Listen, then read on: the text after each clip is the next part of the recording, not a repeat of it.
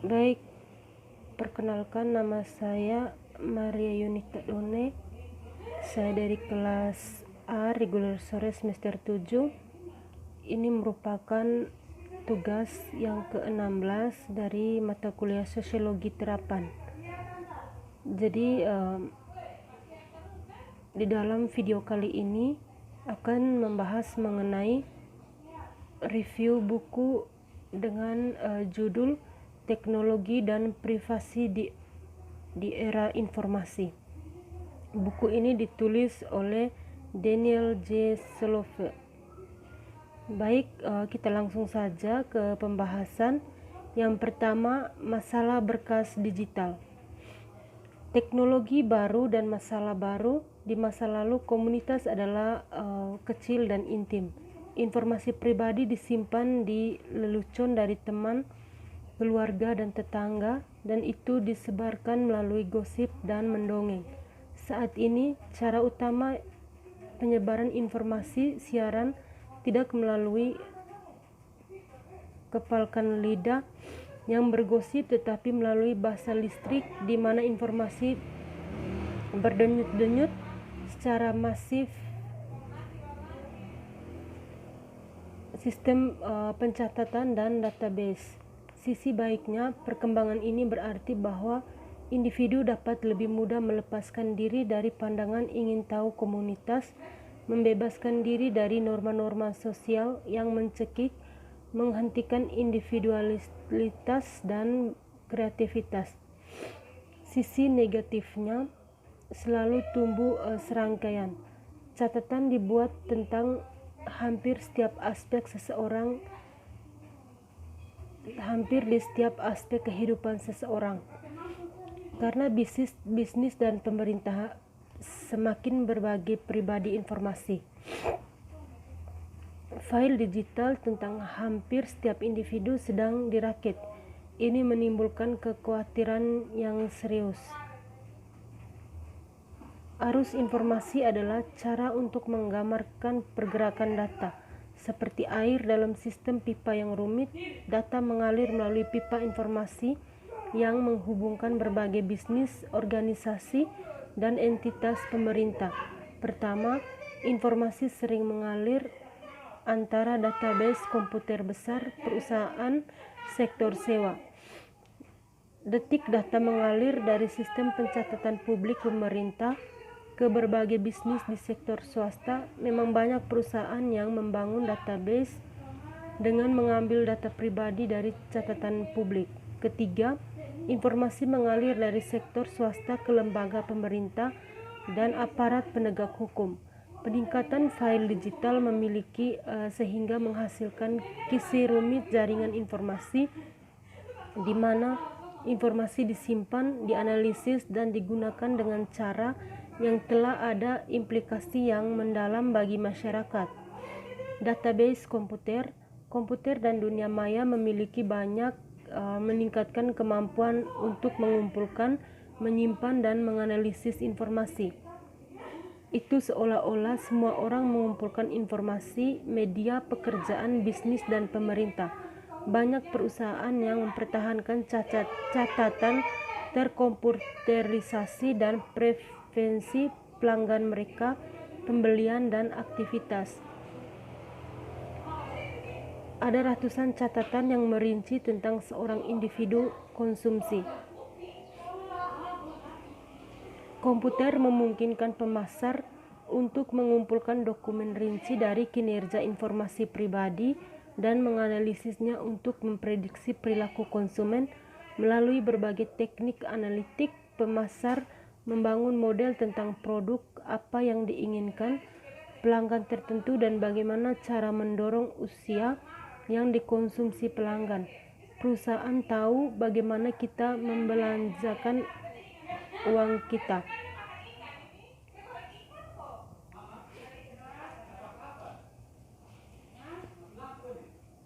Mereka tahu tentang latar belakang etnis, agama, pandangan politik, dan masalah kesehatan.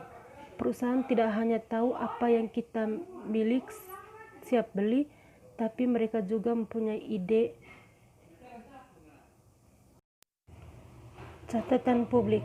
Bayangkan pemerintah memiliki kekuatan untuk memaksa individu untuk mengungkapkan sejumlah besar informasi pribadi tentang diri mereka sendiri, di mana mereka tinggal, memberikan nomor telepon mereka, foto, usia, masalah kesehatan, dan catatan informasi keuangan. Kemudian bayangkan bahwa pemerintah secara rutin menuangkan informasi ini ke domain publik dengan mempostingnya di internet di mana saja dapat diakses dari seluruh dunia, dengan memberikannya kepada individual atau perusahaan yang memintanya, atau bahkan dengan menyediakan seluruh database informasi pribadi berdasarkan permintaan. Pikirkan bagaimana cara informasi ini akan tersedia bagi mereka yang membuat keputusan penting, keputusan tentang kehidupan dan karir individu, seperti apakah dalam mendapatkan pinjaman atau pekerjaan. Juga mempertimbangkan bahwa dalam banyak kasus, file informasi bahkan tidak akan tahu bahwa informasi tersebut digunakan untuk membuat keputusan ini. Bayangkan juga bahwa informasi ini akan diperdagangkan di antara banyak perusahaan sektor swasta yang akan menggabungkannya dengan tuan rumah informasi lain seperti hobi, pembelian, dan majalah. Akses pemerintah. Data dalam file digital semakin banyak mengalir dari sektor swasta ke pemerintah, khususnya untuk bidang hukum penggunaan enforcement. Lembaga penegak hukum sudah lama mencari pribadi informasi tentang individu dari berbagai perusahaan dan keuangan untuk menyelidiki penipuan, kejahatan, perdagangan narkoba, dan kejahatan komputer, dan lain-lain. Hal ini mendorong bagi pemerintah untuk mengumpulkan informasi pribadi sangat meningkat karena data ini dapat berguna untuk melacak teroris dari profil penumpang untuk pencarian yang lebih menyeluruh. Pembahasan yang berikut mengenai konsepsi tradisional tentang privasi. Secara tradisional, pelanggaran privasi telah dipahami secara khusus. Dalam buku ini, penulis berpendapat bahwa cara-cara memahami harus dipikirkan kembali untuk sepenuhnya memahami masalah dengan berkas digital. Ini tidak berarti bahwa pemahaman ini salah. Mereka muncul dengan masalah privasi sebelumnya dan tentu saja bisa membantu dalam memahami file digital. Tapi ini lebih ke cara-cara tradisional untuk memahami privasi dan tidak memperhitungkan aspek-aspek kunci dari masalah unik yang diperkenalkan oleh era digital. Konsepsi invasi. Dalam pandangan tradisional, privasi dilanggar oleh tindakan invasif dari pelaku kesalahan tertentu yang menyebabkan juri untuk berkorban.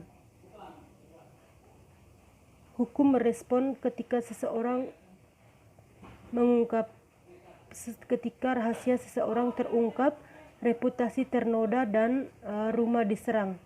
Berkas digital menimbulkan masalah yang signifikan, dan untuk yang lebih lengkap memahami masalah ini, Franz menggambarkan tentang birokrasi dalam The Trial. Kronik novel Kafka, mimpi buruk nyata dari seseorang yang secara tak terduga diberitahu tentang itu ditahan tetapi tidak diberi alasan mengapa. Pengadilan birokrasi menyimpan dokumen tentang dia tetapi tidak memiliki akses ke informasi ini. Sepanjang sisa novel, protagonis putus asa tergoda untuk mencari tahu mengapa pengadilan tertarik pada hidupnya, tetapi pencariannya tidak ada harapan. Pengadilan terlalu untuk sepenuhnya mengerti. Jadi inti dari pembahasan dalam buku ini bahwa data pribadi yang dalam hal ini menyangkut privasi seseorang dipublikasikan dengan maksud dan tujuan yang baik yang dapat berguna bagi orang tersebut. Dan jika privasi seseorang dipublikasikan hanya untuk mencari kelemahan orang lain, hal itu merupakan sesuatu yang tidak bisa dibenarkan dan dapat dikenai sanksi karena sudah ada hukuman yang berlaku. Jadi sekian video penjelasan terkait buku ke-16 mata kuliah Sosiologi Terapan. Terima kasih.